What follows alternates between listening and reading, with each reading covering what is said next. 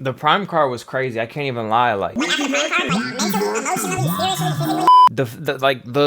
so it started. Everything that could have went wrong for me, like, went wrong. First of all, SX versus D2G, that was Astra Wet won. You already know my shorty won. Obviously, I knew she was gonna win. Was it a draw?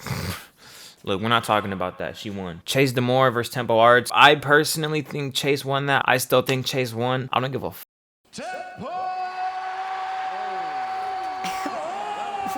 I was rooting for Swarms, and then Ed Matthews got put in. I'm sitting here like, okay, Swarms got it, no problem. Bro gets flattened out in 10 seconds. I'm sitting there looking dumb as f.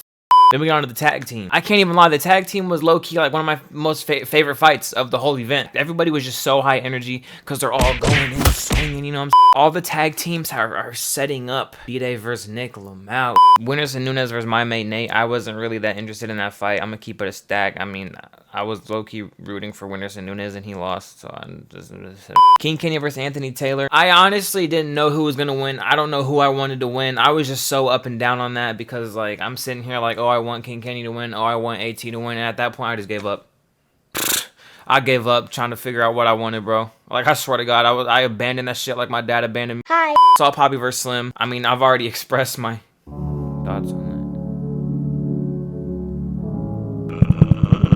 Like, Slim, you did not have to do that, bro. That shit was so... I think my favorite fight throughout the whole event was Dean versus Waleed 2. Dean was obviously the most skilled in that fight. Everybody knew Dean was gonna win, and I also knew Dean was gonna win, but I also had like a feeling that like Waleed was gonna pull something. He had a good first round, but Dean...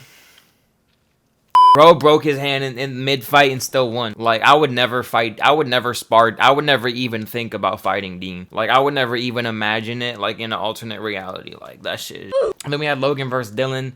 We all know how that went. I mean, Dylan tried to f around, do some MMA in the ring.